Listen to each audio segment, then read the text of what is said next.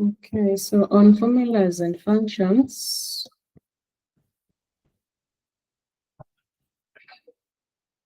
so formula, like we said, is an instruction you type into a cell to perform a calculation. Let me go to there's a new you were using before. Yes, this one. This sheet, student mark sheet that is under Anderson workbook. So this one we did an average. So this was a formula. We decided to perform a calculation on the data that we already had. So this was a formula. So though this one was a function. So a function we said is a predefined formula. Like when you click on this on any cell in the output, yeah, the function, you can see hapa kwa formula bar, it tells you it shows you the formula. So this is the formula bar. So it shows you the formula that was used to display the results in that cell. So a formula always starts with an equal sign. We said that. Unaona hapa when I click this cell E2, unaona hapa imeandika equal sign kwa formula bar. Are you able to see? Are you able to see? Cell E2 and the formula bar. Are you able to see?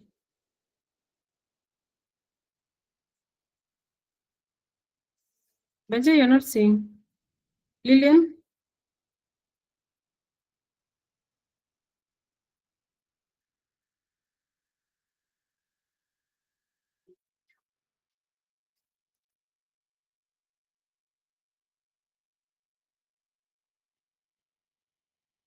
Oh, Lillian is able to see. Benja, you can see my screen.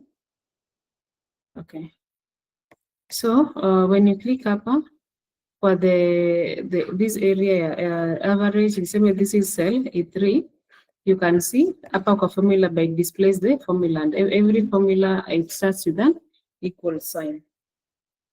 So like this, the formula for the results ni average is equals to average. Then you open the opening brackets, then cell B3 to B3. B3 ni from near Richards, B3 to B3. So that was the average that we did.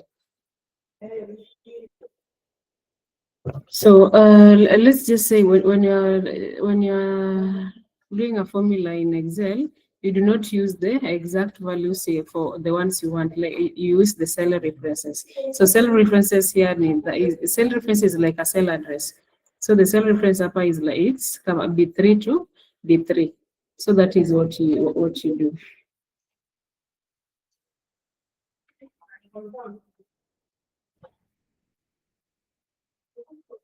So a cell reference, like I've said, it's like a cell address. So the cell reference here, Richard English ni B2. Kama cell reference here, Daniel Maths ni C4.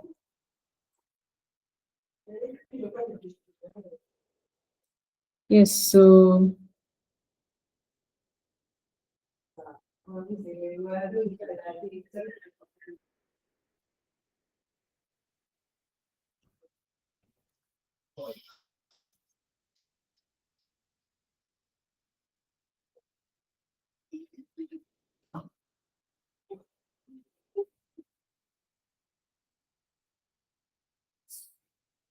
the good thing with doing calculation using a cell reference is that when let's say when any value in a cell changes, it will update automatically. So if you're using like the numbers, and say I may add 278 plus 87, and then I later change 87 to maybe 94, it's not going to update automatically. So the good thing with the cell, let me just change this. Now the average Rejoice is 83. Let's say I change one number to maybe 76. Let's see. Are you seeing now the average may change? Imerudi 79. Why? Because I use self-reference instead of using exact value. So that means the formula still remains. The values have changed per the cell, but the formula still remains. So it will still do the average from B3 to D3. So that is one thing with the self references. It's good for that, for updating. So there are 3 types of cell references. So the first cell reference is called relative reference. So relative reference ni kama like hapa. So with the relative reference, it changes when you copy the formula. It changes when you copy the formula. So let's say, let me do a formula hapa ya sum. Let me say hapa sum. Instead of sum, let me just say total. Okay, so total, I want to do the total marks here. Yeah, Richie Richards. So hapo nafanyaje? Lillian, maybe Benja. Benja, have you watched the previous videos? Maybe you can tell us if I want to do sum. Lillian, Benja. Acha nianze na Lillian. Lillian, I want to do a total ya Richie Richards. Can you tell me the formula on how to do it? Tulishafanya sum. Addition. You want to do the total marks to the total marks ya. Okay, Lillian amesema equals. Okay, let me write equals. Equal sign, being that let me acha niweke on screen keyboard because the keyboard I'm using is gonna different settings. So let me write up for equal.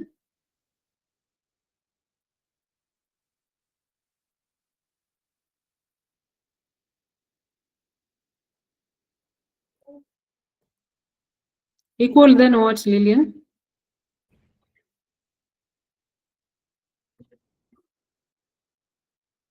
Lillian, equal then click on nini ama kuna kitu else umeandika pale, let me see. Equals then click on BCDE. Lillian, I'm doing some. Remember, I'm doing some. And being that it's a range of cells, what do I do? There's a step you are una pita between equal na click the range. Which step is it? Haya, acha niandike hiyo equal, you see. Okay, nimeandika equal. Let me use this on screen.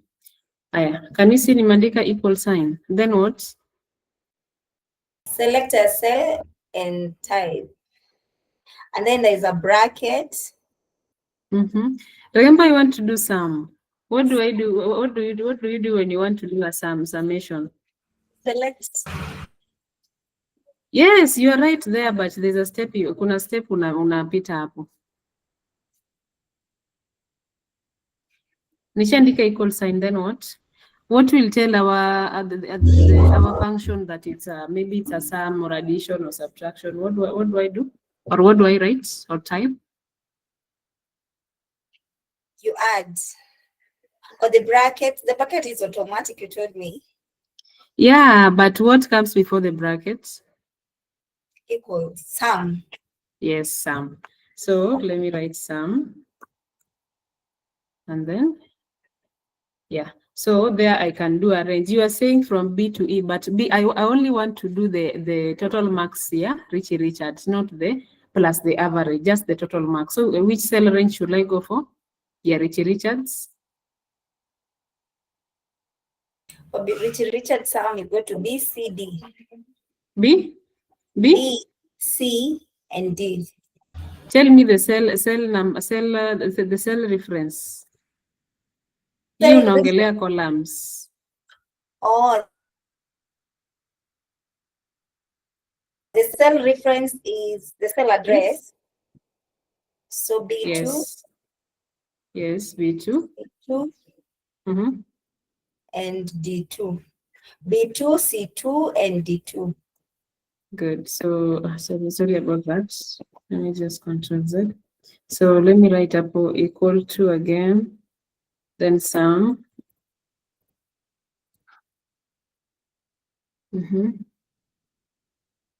Then B2 to D2. Enter. So imetupatia total. Yeah, that's good, Lillian. So let's continue. Okay, so let's say, Lillian, I want to copy this, the same formula for all the, kwa Joyce, Daniel, na Cynthia. What do I do? You drag down. I drag down. Yeah. Where? Hapo kwa totals. Hapa malikasi yangu iko. Yeah, hapo malikasi. No. I think Yes. hapo malikasi yako iko. Hapo malikasi yako iko totals. Okay, let me do that and see what happens. Nothing is happening, Lillian. What do I do? Drag. Nothing is happening. Go back to F. Go back to A. F. Yes, Nico F. Can you see Nico F? Nico F2 for total. Yeah, Richards.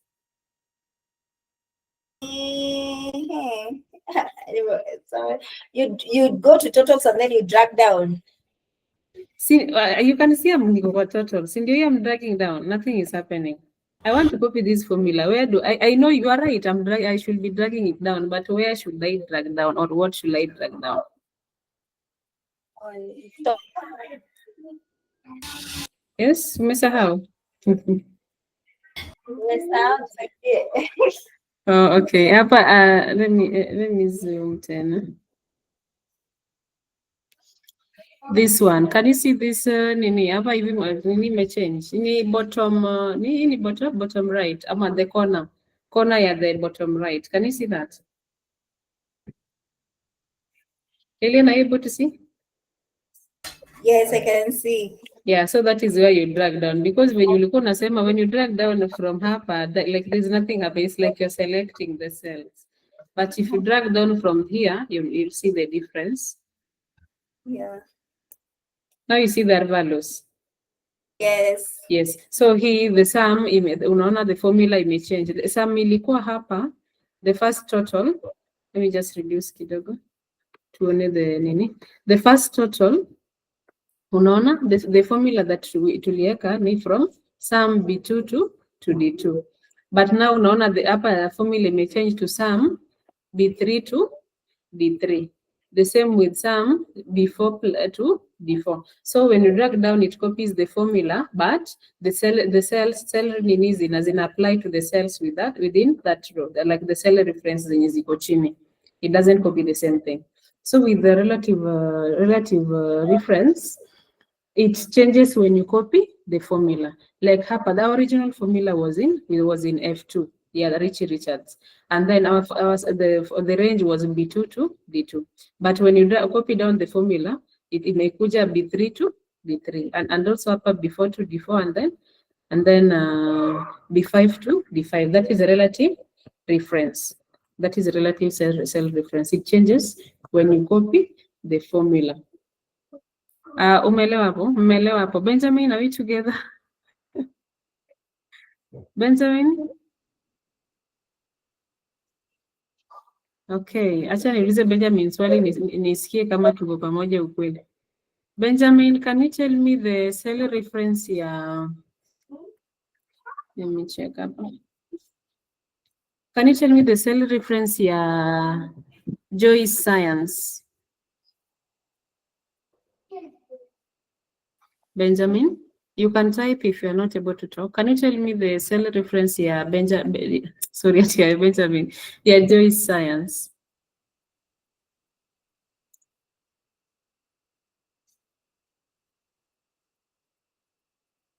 Benjamin?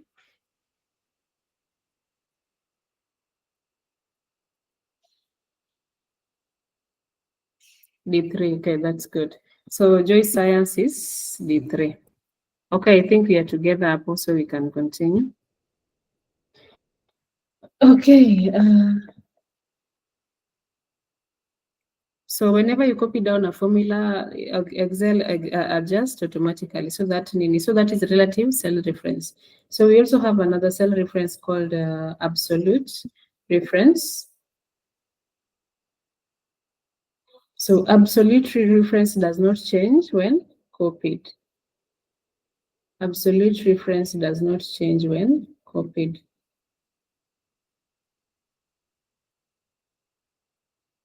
So example ni, let's say with the relative tumesema it changes when copied. So niseme hapa when you click hapo ni B2 D2, then hapo B3 D3, but with absolute reference it does not change when copied. Example can be, let me acha niweke hapa, let me write another nini.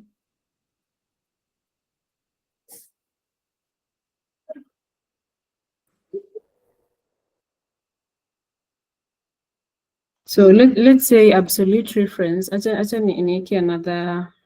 Did you write here? Okay, let me write hapa something. So niseme hapa let me write hapa price, then tax. Price then tax. I don't know. Are you able to see? Acha ni nini kidogo. Msistrain sana. Okay. So let's say hapo ni 100 and then tax ni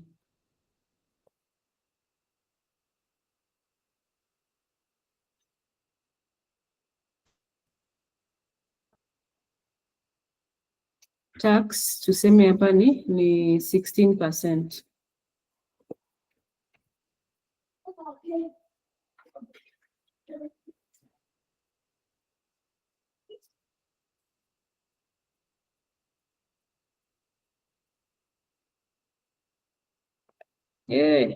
Nani tunaandika?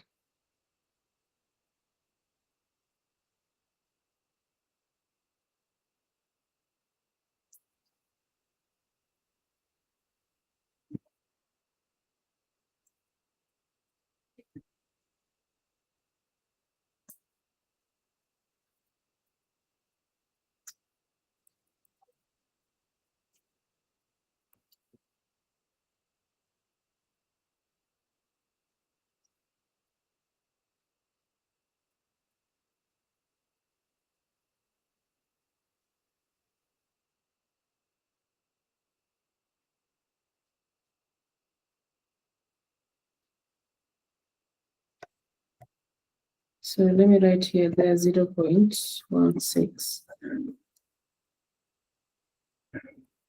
Then niweke kwa percentage. So there it's 16%. So I want to do a absolute cell reference example. So tax ni 16%.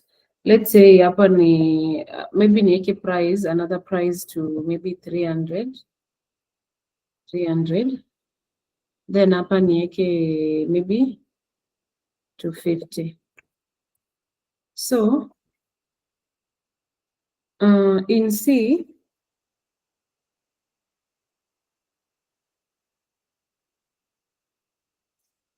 so in C maybe hapa nataka kuona the formula in C, maybe I want to do the total in itabaki after tax.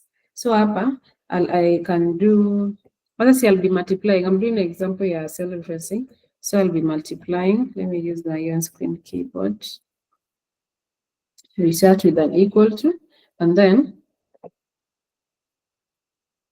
A2, that is the first linear, the one I want to multiply by the percentage. So with multiplication, I don't, do you know the linear asterisk? Do you know the symbol, yes, the asterisk symbol? Do you know where to find it? Inakuanga hapa kwa 8. Number 8, when you shift and click 8, inaleta that asterisk symbol. And then with absolute cell reference, you use a $sign. So with absolute cell reference, I'm going to shift there and use a $sign, and then B2. A2 multiplied by B. Sorry. Instead of typing, I can just I want to B, then another $sign, then 2.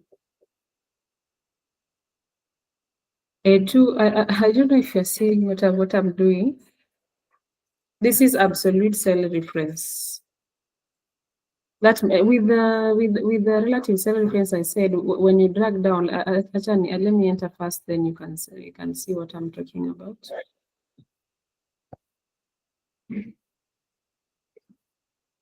So see, 100 times 16%. Is it really Nini? So let me try dragging it down to see if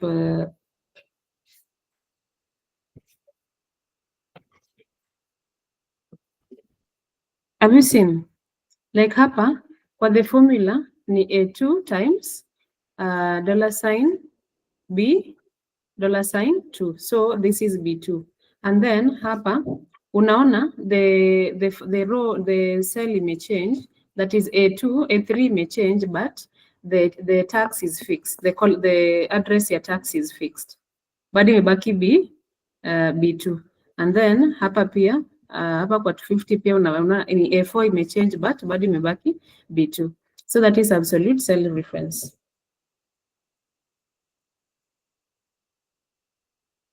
So with the absolute cell reference, one thing is constant, or one value is constant. Niseme tu in that cell. So that means when you drag it down, it will not copy. Let me go back to this.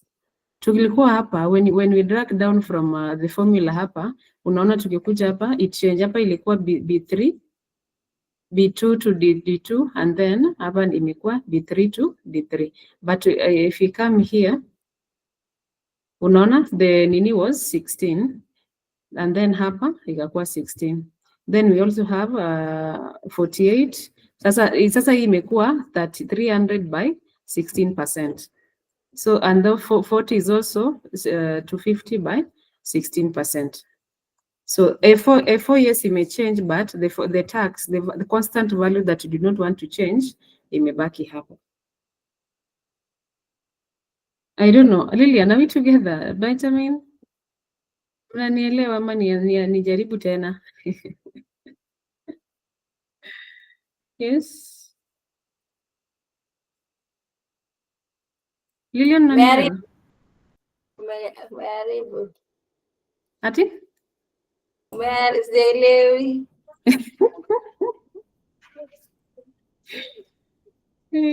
Uelewi.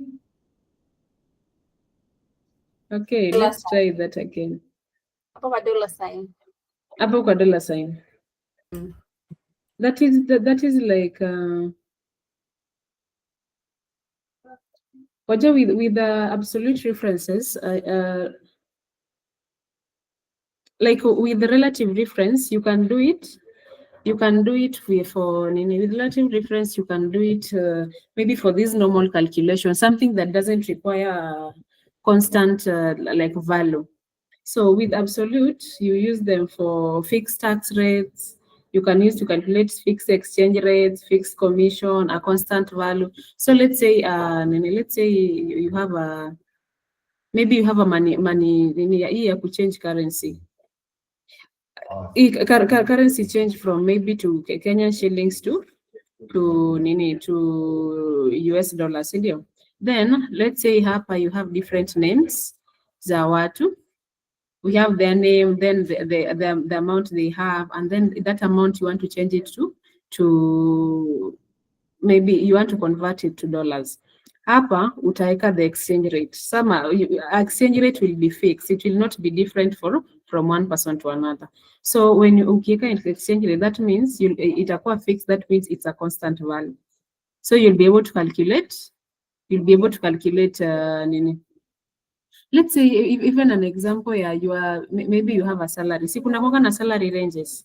So kwa salary range kuna huanga na different tax brackets, ndio. Unaweza pata like kuna zenye zimeongezwa according to the salary that you are getting. So when that happens, it will be your salary against the tax times the tax the percentage that is there. So that is a constant value. That means it can be constant for maybe like 1 million people.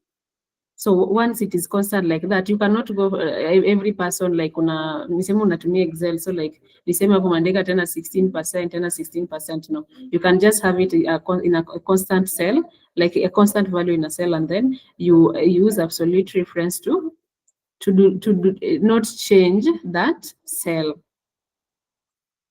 To not change that cell. Yeah, I get the idea. Yes. But the formula. But your dollar sign.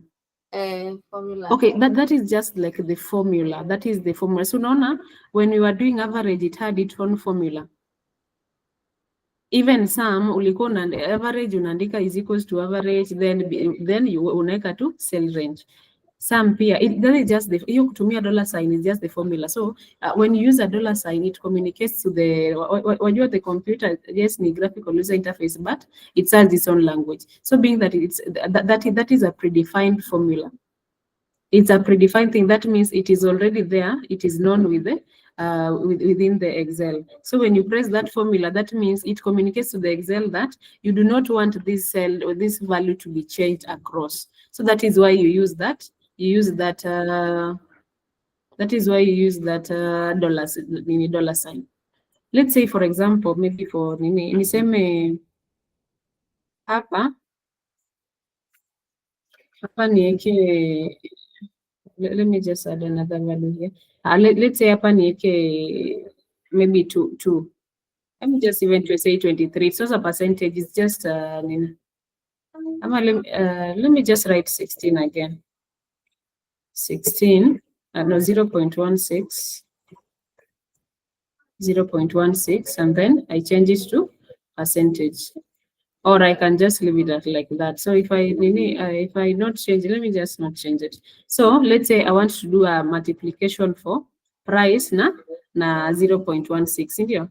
What I'll write here ni equal to, sorry, nimesahau keyboard. What I'll write here ni equal to,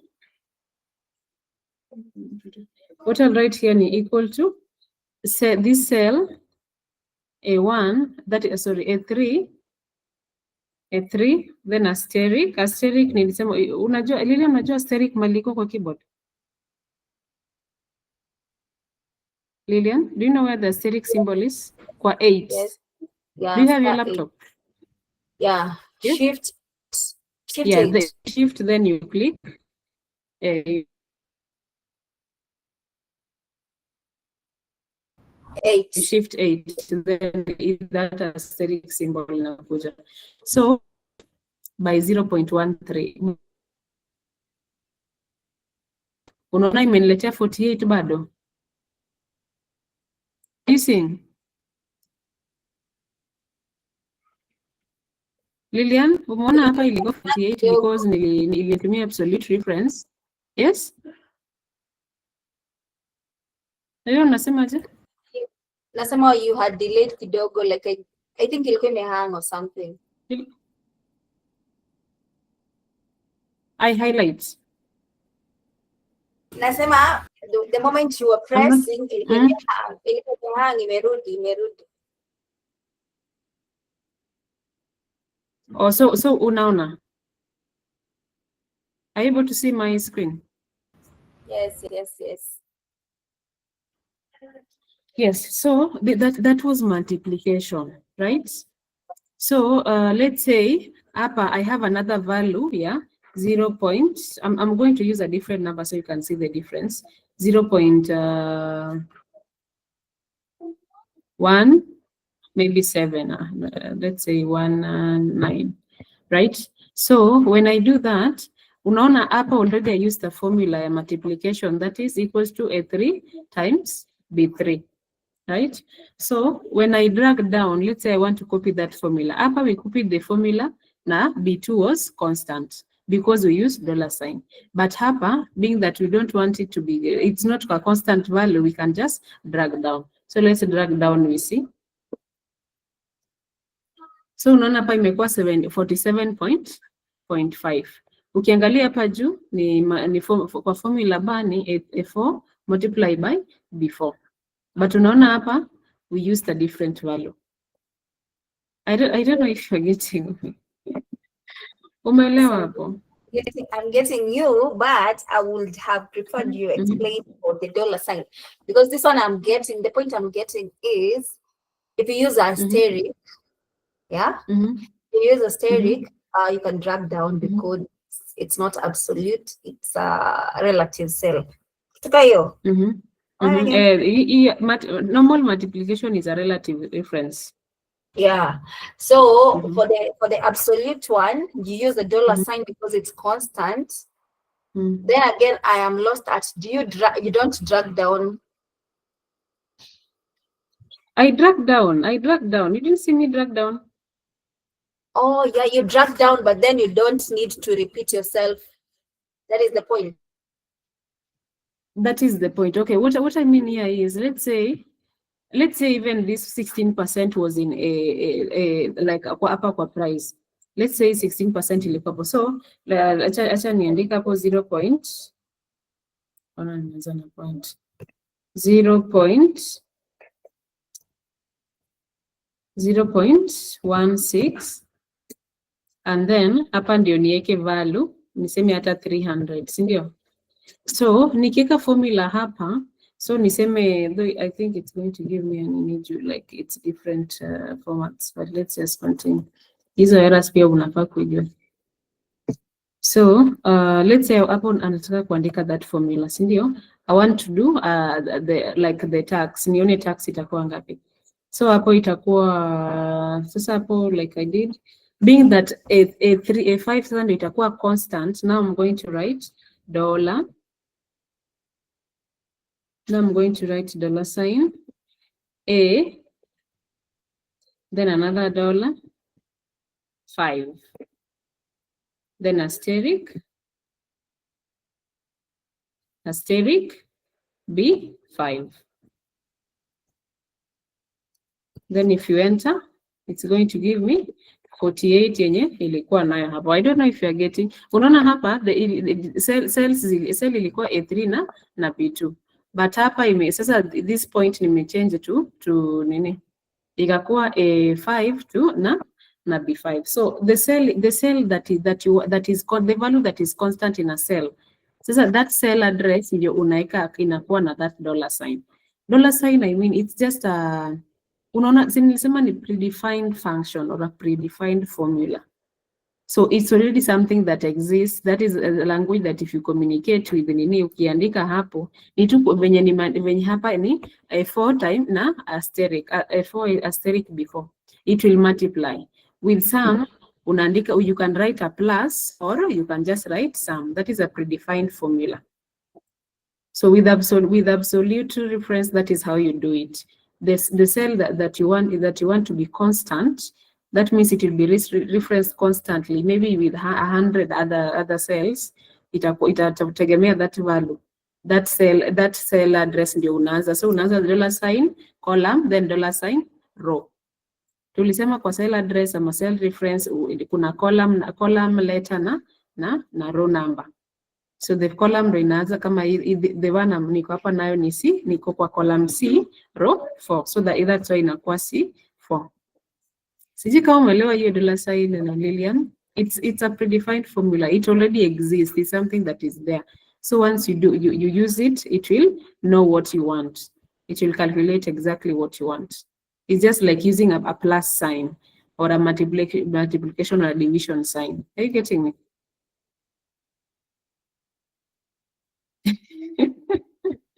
Lilian umenyamaza. Benjamin, unanielewa? Maybe you can explain to Lilian kama unaelewa maybe. Benjamin explain to Lilian. Oh, Lilian, you're okay. Umeelewa sasa? Good. So let's continue. So with absolute reference, you can use it to calculate fixed tax rates, fixed exchange rates, fixed commission. Maybe you have people working for you on commission. You can calculate their commission. So that being that it can be a percentage. So you can use it, it can be a different value. When you only use absolute when something is constant. So with absolute, you use dollar sign. So dollar sign for the column and dollar sign for the row.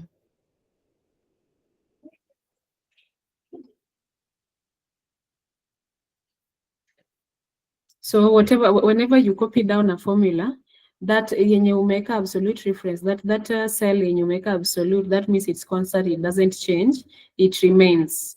So hata uende kwa maybe kama this section we were at A4 na B2. Hata uende tu niseme I had some values za A10, it will still reference B2.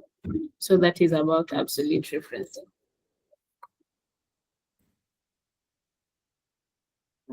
So type 3 we have mixed referencing.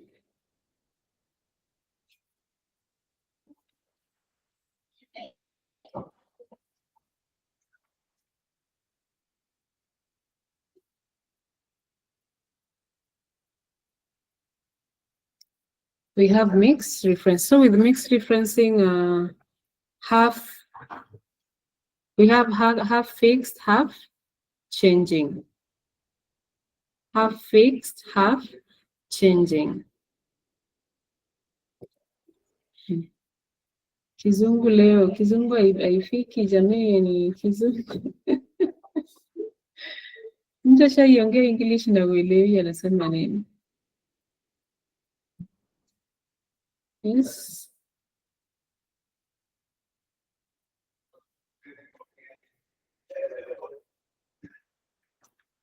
So with mixed referencing, we have half nini, half changing. So for example, I can do maybe a formula. Not a formula, just I can just write an example of a half changing, half nini constant hapo.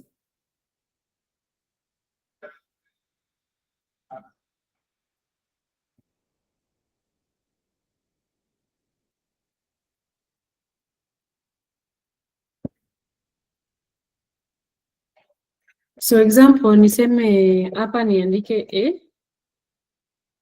a $sign.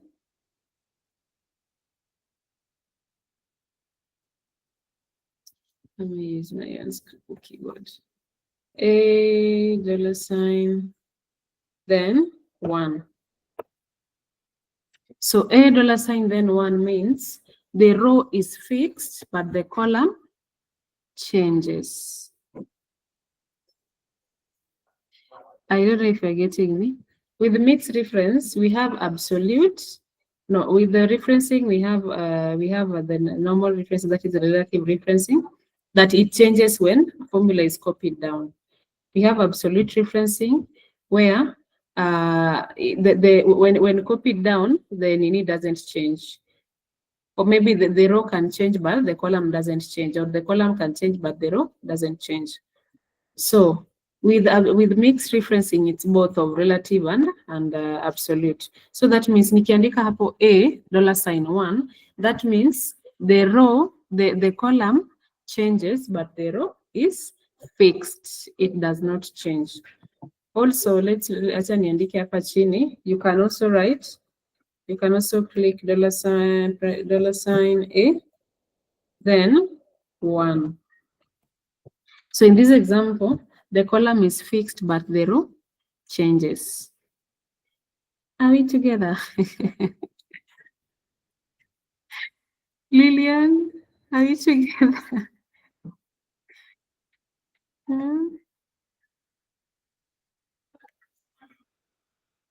Lillian, unasikia kizungu yangu?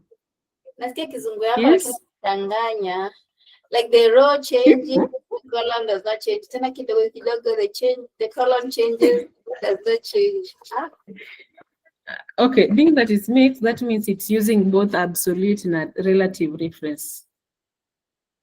Okay, I'm going to use an example so that you can at least understand how it works.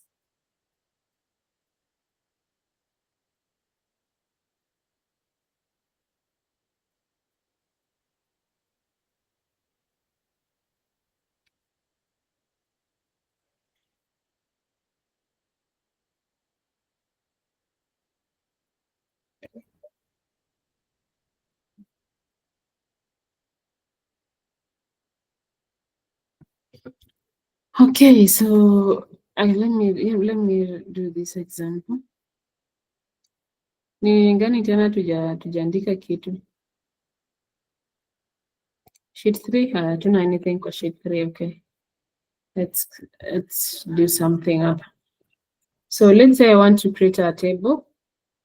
A equal blank, B ni 1, then C ni 2. Then hapa hivi, this ni nini yake ni 2. Alafu hapa hivi kuwe 3. Right?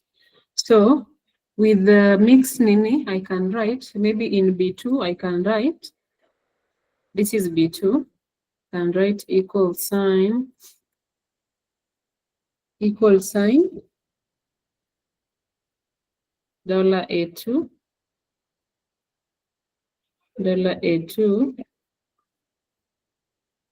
as multiplied by,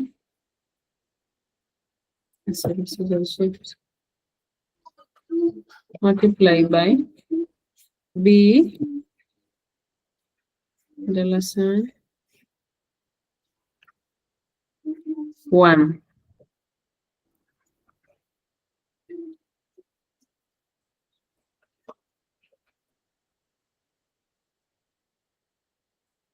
So that is that.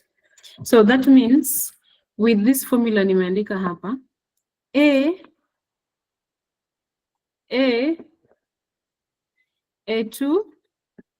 that is the A2 itakuwa constant, and then B, then another nini itakuwa, then B, then 1 pia itakuwa constant. So if I copy down the formula, hapo inakuwa 2. That is 2 multiplied by 1. So if I copy it down,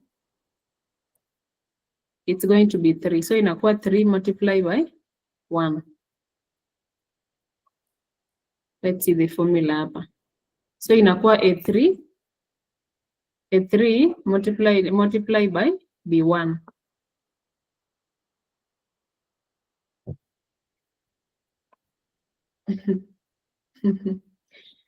We said with cell referencing, semi kama here, not cell referencing, we said with the cell mixed referencing, the cell with mixed referencing, the cell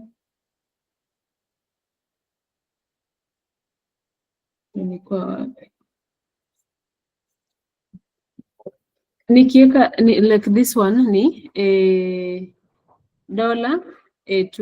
So that means the column is fixed, but the row changes. And then hapa with B $1, the row is fixed, but the column changes. Row tulisema ni number. So with B $1, that means the row is fixed. Okay, the $sign inakuwa before the letter or the number that you want fixed. Kama unataka both of them, both the column and the row fixed, unatumia the example we had earlier. Unatumia this example. You use this. If you want both the row and the column to be fixed, unatumia $sign before the row and $sign before the column. So that's why the column ni B, unatumia $sign before the column, and then the row ni 2, unatumia $sign before the row. If you want the cell to be fixed. But if not, you just go up sheet 3. If not, it just happens like this. So A is constant, but the value then nini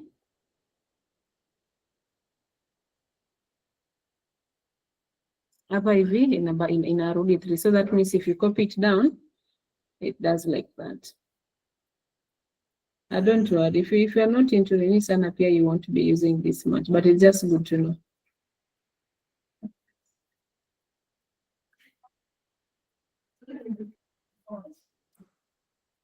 So that is with cell referencing.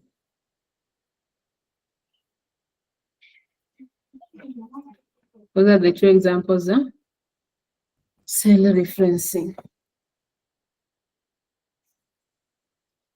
Any question?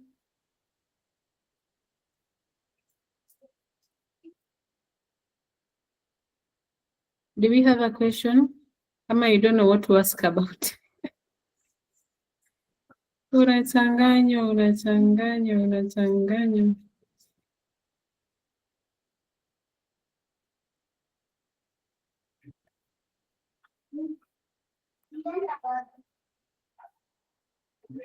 So with mixed referencing, is a cell reference where one part is fixed and one part can change when copied. So a reference has two parts, like the column tumesema hapo na row. So the mixed reference use the dollar symbol to lock only one part. That way it can lock a column or it can lock a row.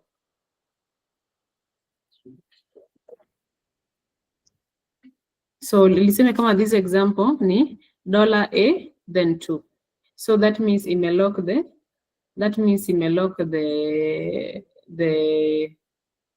the column and the row. That means the column is fixed but the row is not fixed.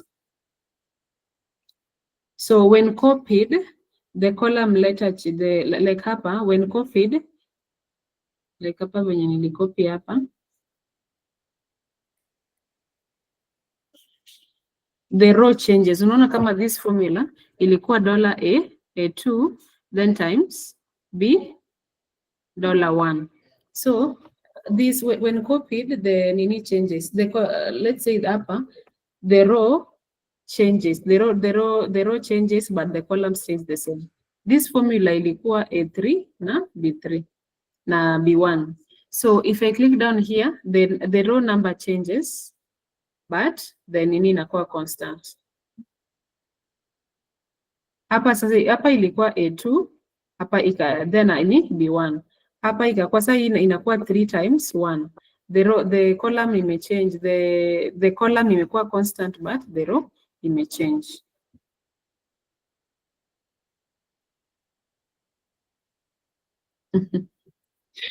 I don't know, najiongelesha Lilian. Okay, Lilian is okay. Benjamin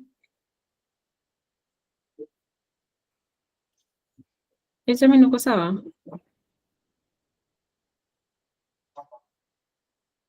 Yes, Benjamin has raised. Benjamin is not okay. Yes, Benjamin, what is your question?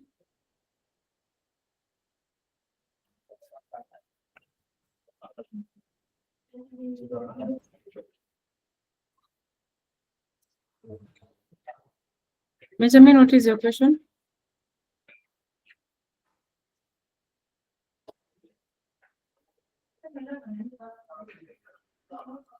Benjamin, your hand is raised. What is your question?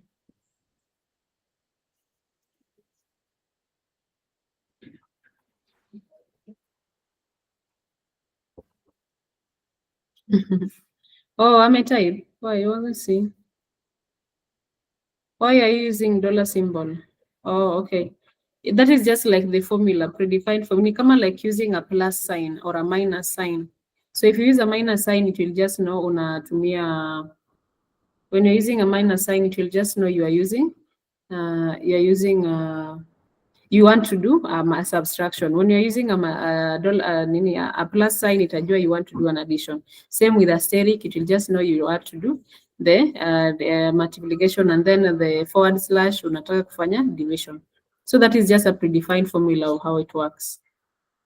So if you see a dollar sign, that means that column or that row is fixed. Kama ni kama ni the dollar sign comes before both the column and the come before both the column and the row number, that cell is fixed yote. So nothing is going to change. So yeah.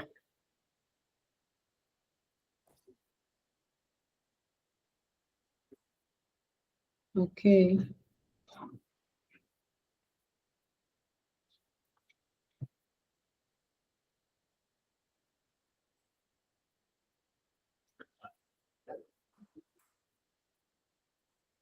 Okay, welcome.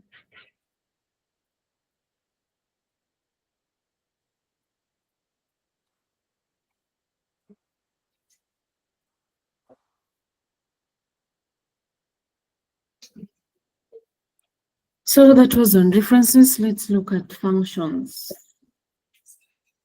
So a function is a built-in formula designed to perform a specific calculation.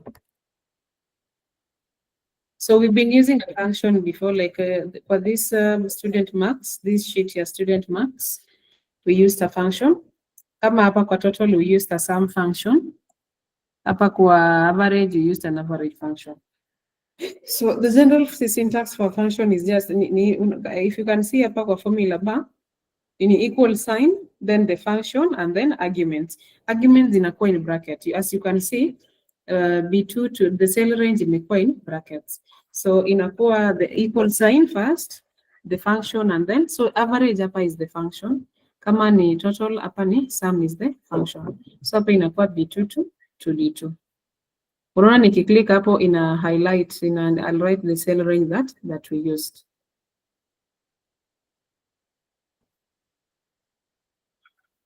So argument like tumesema the cell range, maybe B2 arguments ni kama from B2 to D2. So the syntax, a syntax is how things are nini. Acha nisiingie hapo. Let me just say this is how it's supposed to. You just know if you want to continue an average, you first start with an equal sign, then you write average, and then the cell range inakuwa in bracket, and then you enter. So you only enter it where the cell where you want it.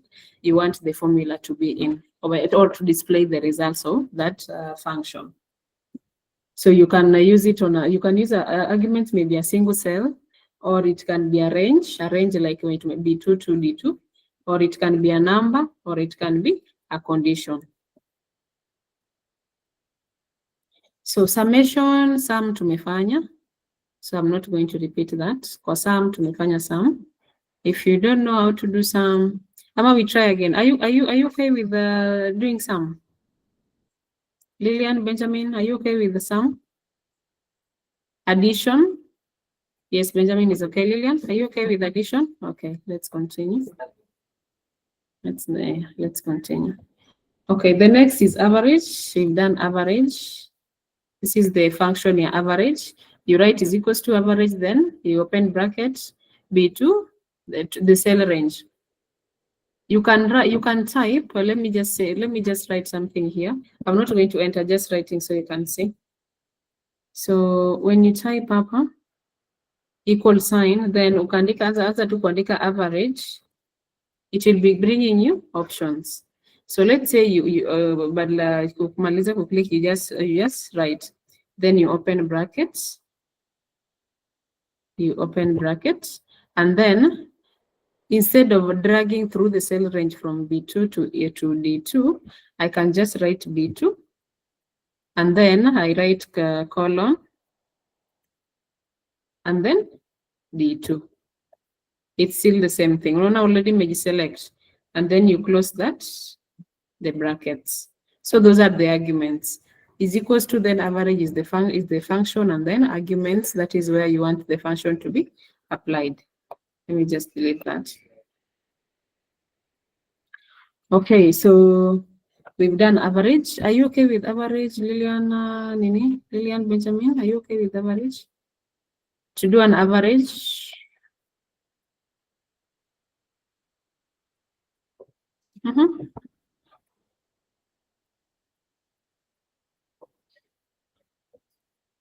I'm going to take your silence as a yes, so let's continue. Okay, so we also have mean, that is find the smallest value. So mean is also, mean is also a function.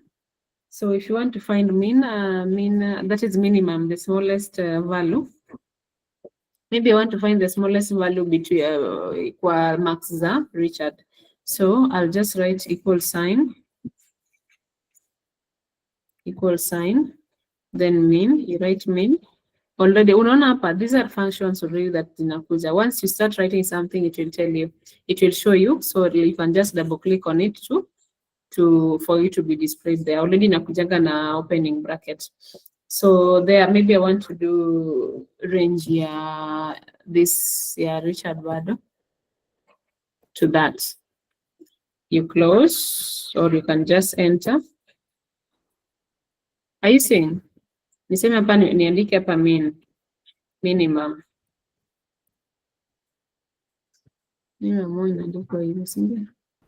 Is it minimum or mean? The mean value or the minimum value?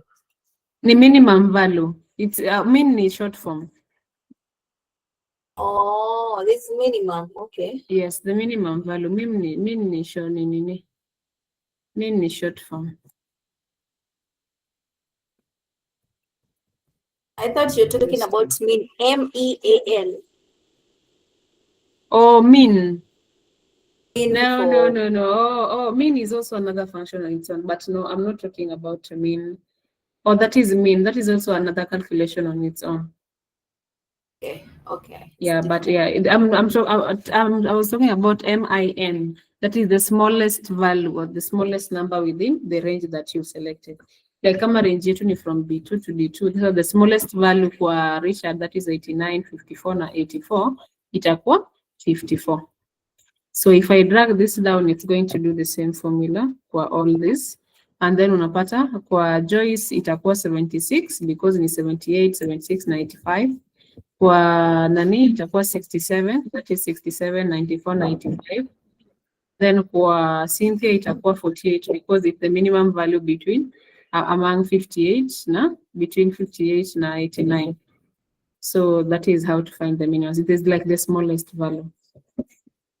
We also have max where you can find the maximum value or maximum number, or the largest value.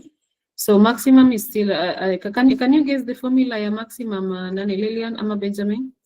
Can you tell me so I can write? Ni type hapo. Max, can I try? Yes, you can try. Anza vizuri. We said when you're starting a formula, unaanza na? Equal sign. Yes. So let me type the equal sign. I was shifting. Equal sign then? Max. And then we do B. Max.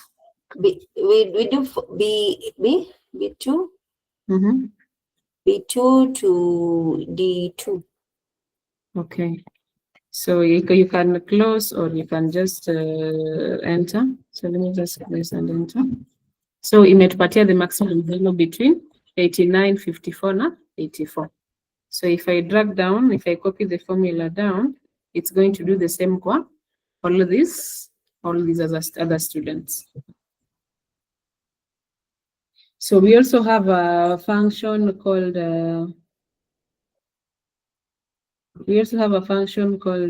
counts.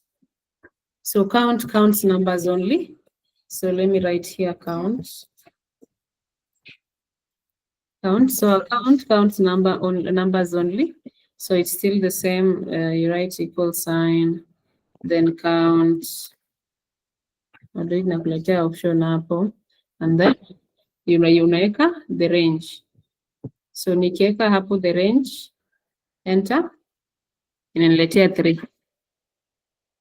Umeona hapo? Count count the numbers only. So like in count 1, 2, 3.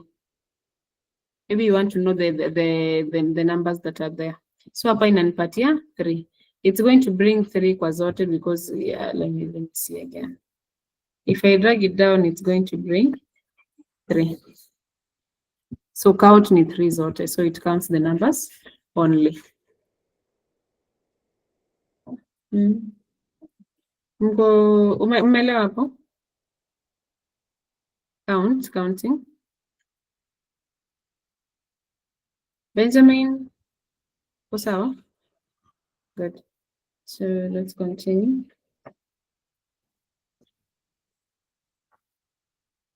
There are so many functions that people can do. So we also have round. We also have round. So rounds a number to a fixed number of decimals. Rounds are number to a fixed number of decimals. So let's say I want to do a round. Let me write here round. Then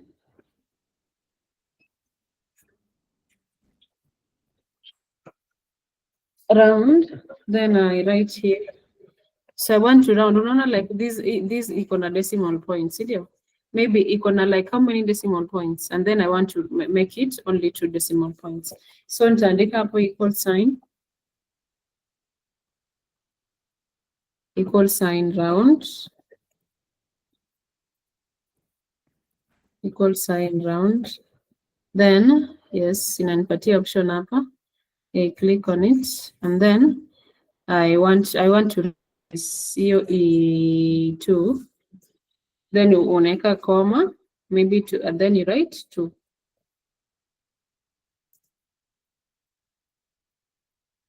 Unaona kitu imefanyika hapo? Ni just rounding. When mlikuwa mnafanya maths, then unaambiwa round it, unapewa instructions round it to maybe 2 decimal or 1 decimal point. See, it will being that the niseme hapa ni 75.66, being that ni 6 the first decimal, then the second one is above 5. See, inaitwaje kitu jamani? Nisahau hesabu. Inakuwa ni 6 then after 6 ni another 6, so that 6 inakuwa ina convert the second 6 to 7. That's why unaona hapa ni 75.67 na 79.67. Ni hesabu tu. Nini Excel unatumia mostly for hesabu, hisabati. Tuko pamoja hadi hapo? Yes, Benjamin Lillian.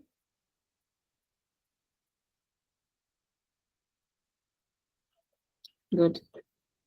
So let's continue. We also have if function. We also have if function. We also have if function. So let's say with if function, we are going to use this average to do an if function. So niseme hapo grade, because if function now inaweza kusaidia kutengeneza grade. Maybe let's say do a grade for these students. So if function is a logical function. It's used for logical tests. So let's say hapo we have average. So the structure of an if function inakuanga equal sign, then if, let me just write here, equal sign, then if, and then condition. Let me just write the formula as it should be. Open the brackets, condition, comma, value if true and also value if false. So value underscore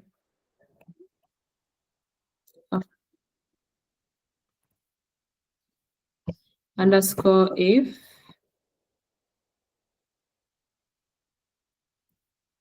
true, comma, value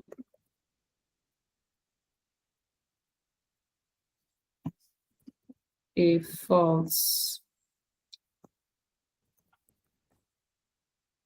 So that is how a condition, then you close. That is how that is the structure of a condition.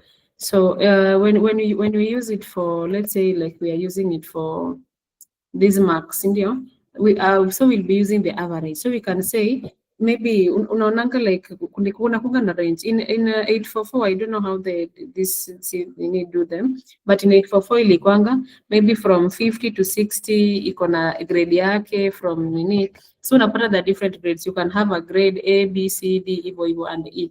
So with that ilikuanga na inatumia the average marks.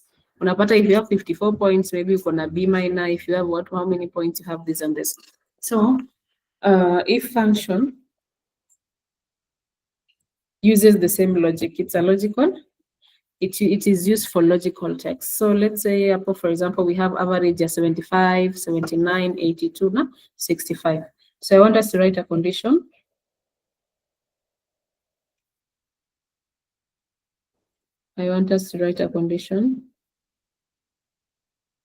Let's say I want to write a condition here.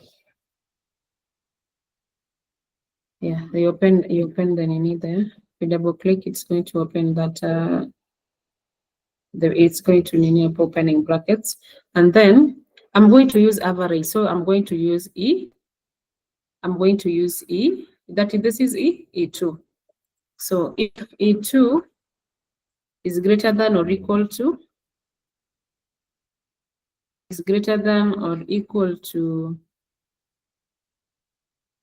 let's say 75. No, let me just say 77. Yeah, so we can see greater than or equal to 77, comma, then you open quotes, make a single, it should be double quotes. Double quotes, greater than or equal to the pass. Then you close the and then comma. Then you have another value that is fail. So here we are only going to use two options. So we have pass and we have fail. So there, let's write fail. Then you close it again. Are we together, Diapo?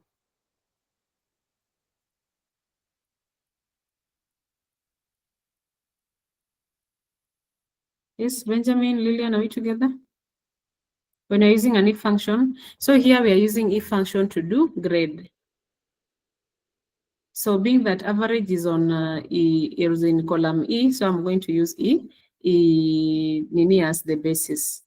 So this is relative. You see, it's going to be a relative cell reference. That means if I copy down the formula, it's going to the cell. It's going to change, but it's copied the formula, so it applies as it goes down. Okay, let me finish this and enter. You close the brackets. So you close the brackets, and then I enter. Are you seeing what has happened? Yes? Benjamin? No. No, everybody's saying no. Come on, guys. Okay, let me just copy this down so we can see.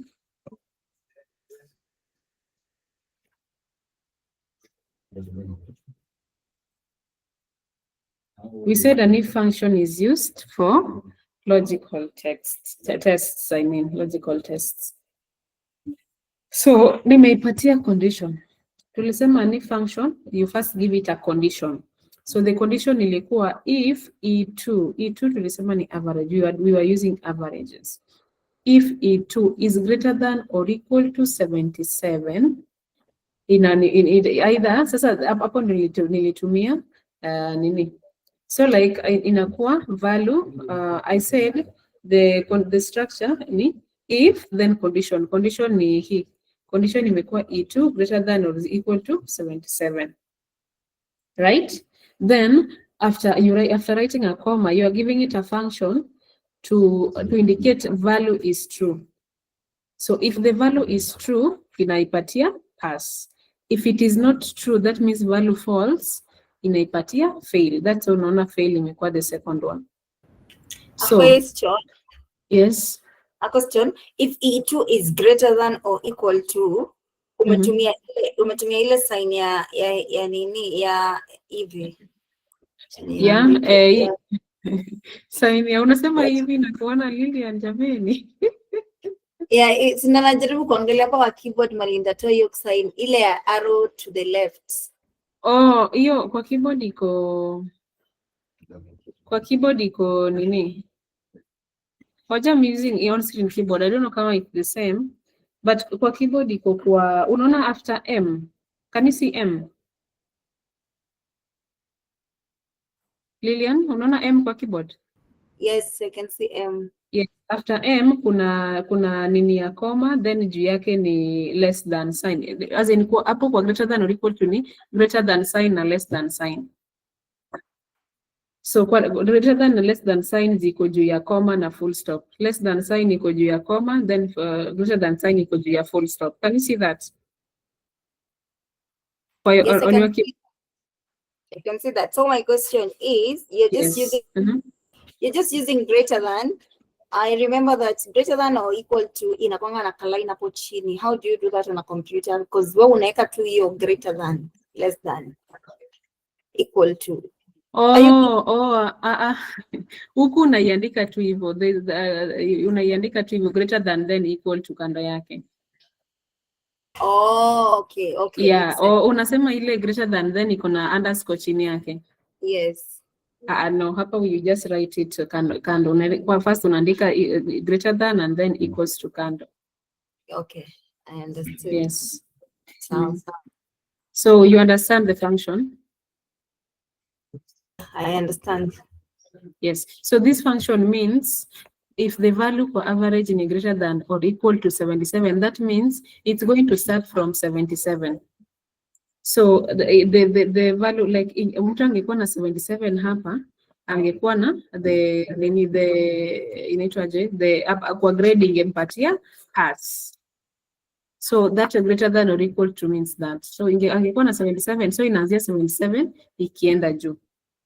So that's how unaona tuko na 2 fails na 2 pass. So 2 fails means 75 is less than 77. So that means it's a fail. It doesn't go with the condition. And this pass ni 85 ni 79. Unaona hapa? E3 ni 79. So that means it's greater than 77. And then yeah, so that hiyo inatupatia formula average. Acha niweke hapa. 79 is greater than 77, so that's how it works. So it's going to be a pass because it is greater than 77. But this one fail in is 65. Here average yake ni 65. Sasa hii 65 is less than 77, like it's less than the condition that tulipatia. Umeelewa hapo? Benjamin, are you okay? Hapo kwa grade. Benjamin anasema hapo kwa grade. Nini hapo kwa grade, Benjamin? Be specific, please. Benjamin?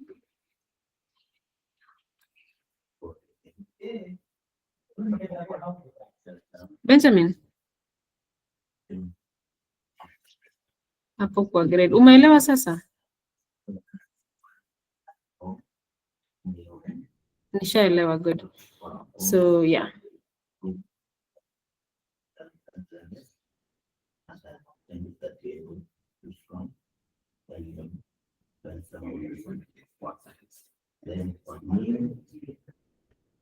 Yeah, so niseme if function you can also use it for nini, to calculate discounts and all that.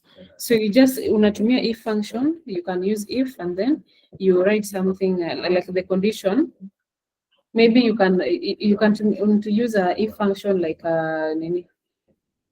Let me see nini if function. You can use an if function to calculate discounts.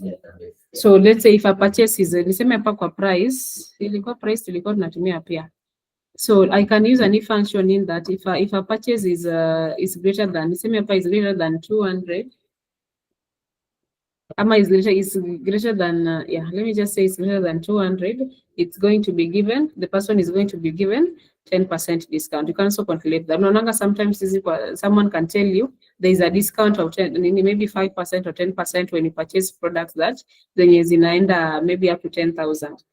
So there is a discount, yeah, 10%. So something like that. You can also calculate that using an if function.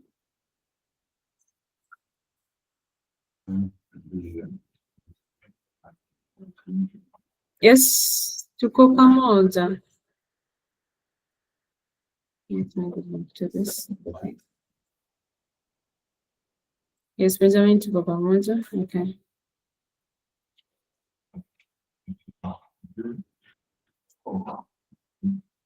So let's move to formatting.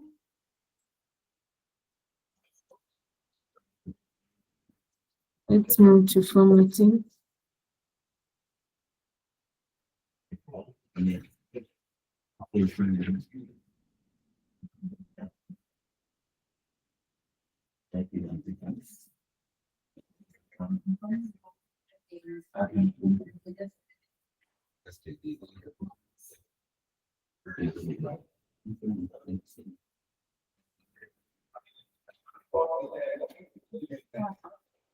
Yeah, so with formatting, like we did kwa nini? Like we did kwa nini? So formatting makes data easier to read and present. So you can change how numbers appear without changing their real values. Like hapa, this example, I changed this, like ilikuwa hapa, let me just change this so you can see what I'm talking. So formatting, you can change 0.16 to percentage. It's going to change it to percentage. So you choose a percentage. You can also change it to a fraction, text. So text ni kama venye iko. Percentage is going to be 16%. And then maybe I want to change this to, maybe I want to change currency to $2. So it can, itaonyesha hapo currency kama dollars. So that is when formatting numbers. So with the decimals, so let's say hapa ni kwa decimal, you can increase or decrease a decimal. Let's say hapa kwa percentage.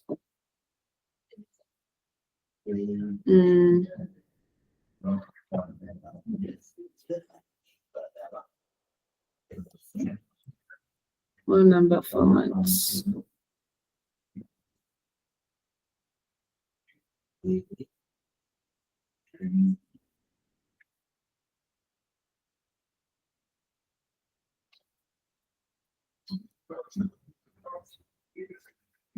This is increase decimal, now this is decrease a decimal. So let's say if you want to increase the decimal, you show more decimal places for more precise value. If you want to decrease decimal, you show fewer decimal places. So here iko na 2 decimal places. So if you want to decrease, unaona imerudi to 1. Have you seen that change? Ilikuwa 16.00, saizi ni 16.0%. So let's say if I want to decrease it more, it's just going to be 16% instead of being 16.00%. So you can do that. We also have a 1,000 separator. We also have a 1,000 separator.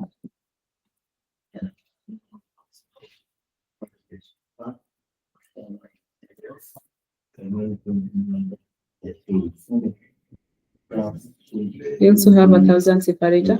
So it's used to make large numbers easier to read by separating every group of 3 digits. So let's say I want to maybe nimeandika hivi hivyo. Hiyo ni mingi sana. Let me just leave it at that. Si ndio? Acha niongeze 0.2 sawa. So if nikiweka hivi and then you want to change it to a 1,000 separator. So 1,000 separator is a character, nseme inakwanga comma that separates numbers into groups of 3 for readability. So without separator ndio unaona like hivi. So this is so hard to read, by the way. Without commas it's so hard to read. So with a 1,000 separator, it helps to quickly understand the size of the number.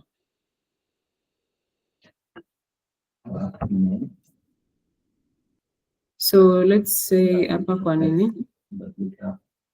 Ini formats unaona this bold comma nini. So this is a comma style. That is a format with a 1,000 separator. You can do this format style kama format as a percentage. Then hapa hivi you have accounting number format. So you can change 1 to maybe dollar, same English, United States dollars, kuna euros, euro, kuna China, Chinese, hizo zote. So hizi ni kama short nini za number, hizi za number. So if you click more there itakupatia. So this is how it looks like. So if I use a 1,000 separator, can you see the change? Sazila iko readable. Sazila you couldn't make out like how much. Niseme kama it's how much it is. Let's say it's a currency, or money. Let's say how much. Aungejua. But being that we apply commas in a 1,000 separator, so a 1,000 separator separates the digits into 3. So inakuwa separated into 3 nini.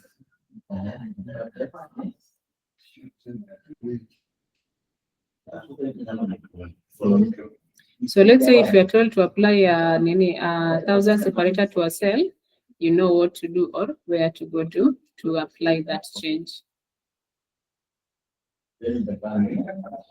Oh, like I'm trying to use my 1,000 separator and my keys, my keys are numb. Why is that? You are? My keys are numb. Hapo kwa accounting, I can't press it. It's numb. Why is that?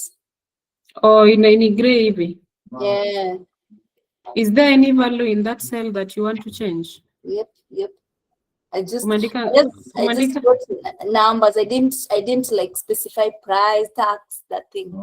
Hapo kwa one, I didn't put a header, but I have 1,000 on the shell. So umefinya hapo na imekataa kufanya? It's numb.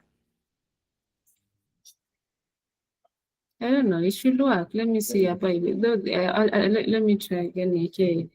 Maybe 50 is sorry. Mandika the letters. Hivo. So if I click 1,000 separator, it's going to separate it into three digits. Have you tried? Can you try again? Are you in that active cell?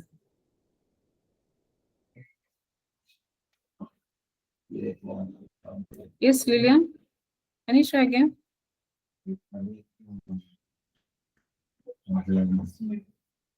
Lillian. Oh yeah. Email work. There's a noise where I am. That is why I'm muting. I'm saying. Yes. I'm saying like hapo kwa price, tax, cell specified. I just wrote numbers on the cell. I tried to use the 1,000 separator, and it turns into get through. It doesn't do it like when inafanya kwangu. Kwa numb. All those keys are numb. They're not active. I cannot click on them. Inakwanga na nini kama like there is no value or nini? Huwa inafanya hivyo kama there is no value in nini? But it should work. I don't know why it's not working. Hapa juu imeandika nini? Can you see my cursor? Hapa juu imeandika nini?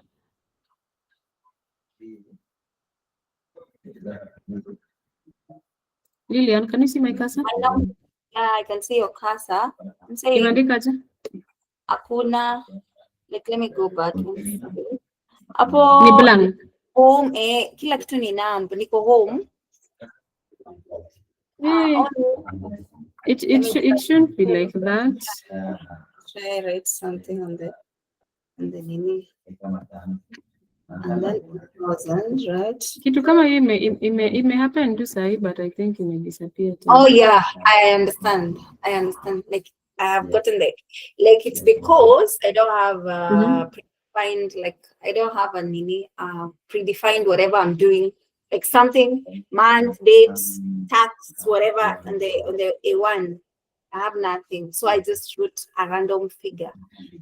I think that is why. I think it should still work. Let me see a random name. It doesn't. Yeah. Let's try here. Okay. Put number. It should work. So let's say nimeandika hapo numbers. Yes. Oh yeah, I get it. Hata unaona yangu pia imeenda. But are you still umeona yangu imerudi? Have you seen?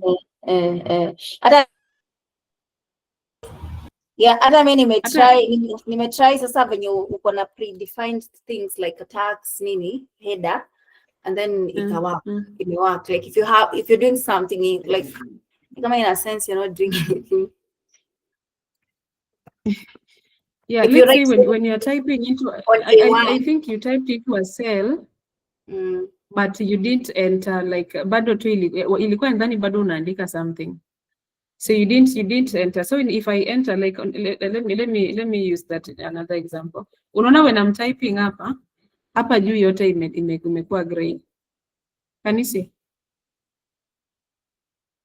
Lillian, can you see where my cursor is? Yes. Yes. So when you're typing, inakuwa nini yote. And then you, after typing, then you enter, it becomes active. Right? Oh. Yeah. Oh. So when you're typing, hata sahi nikianza kutype hapa, let's say when you're typing again, unaona imerudi nini? Unaona venye imekuwa? And then you enter. So inajua as if umemaliza kutype. Then when you apply, ina separate hivi. Sawa sawa. Yes. Okay. Okay. So yako isha apply. Yeah, it's working. Okay, good. So yeah, so you can also do 1,000 separator. Then we also have date formatting. Date formatting, let's say I have a date, I want to apply a date formatting. Nichata niandike hapa. Let's say I want to do a long date. So, and I write, let me just write something else for general. Niandike, what is the date today? Niandike basi 19. Where is the forward slash now? 19/11/2025. And then maybe I enter. So wajua this is general. So if I can change it to a date here. So a short date, it's going to be like that. So that is a short date. We also have a long date. Long date itakuwa same. But I can as well go and choose nini. I can as well go to number and then choose a date. So now if I choose this, it's going to be in that format. Let's click OK to on it.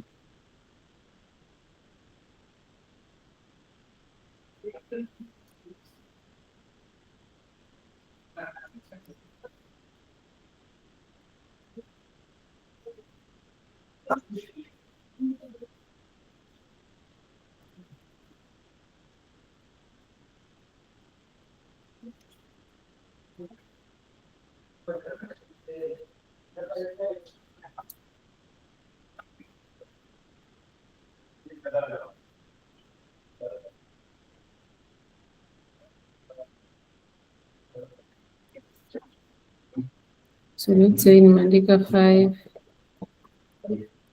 April. Are you seeing? Have you seen the change? Yes. Okay, yeah. So that is how you can do a ukishaeka like it's a date, you write and then it updates. Okay, so you can also change how you want the date to appear. Same hapa tu kwa number format, kwa number nini. So let's say I want to do this. Let's see if it will change. It's Saturday, April 5, 2025. It doesn't want to display it there. Let's change the style then. Sasa hizi iko kwa long dates. Short date ukiclick inarudi hivyo. Then percentage, fraction, number format hivyo hivyo. So you can also right click. Then you go to format cells. Then you go inakupeleka the same place. Inakupeleka kwa date bado. And then you can change. So also with currency, tulikuwa wapi kwa currency? Tulikuwa kwa budget, yes. So let's say I want to apply currency hapa. So with currency you can apply nini? Kuna nini hapa ya currency? Hii ni accounting number format. Let's go to currency. Hiyo inakuwa dollars. So let me just choose something else. So hapo inakuwa nini? Hapo inasema decimal places iko nayo ni 2 symbol ni. So here you can change the symbol. Hapa kwa symbol, hapo ni dollars. You can change it to Armenian, like Bitcoin, whatever you want. There's also Kenyan shillings.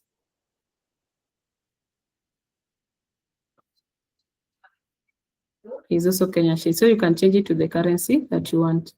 maybe kaza, and then you click OK. So unaona it's going to nini. If you hover there, iko na that symbol, yeah, that kaza. But let me just change it back to nini, to dollar.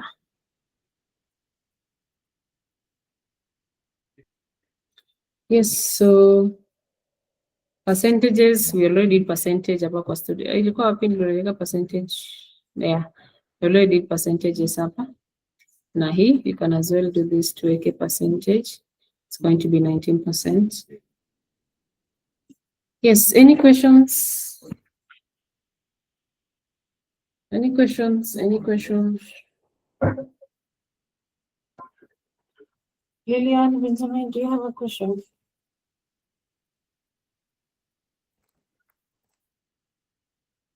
No question. Yes. No question. Benjamin?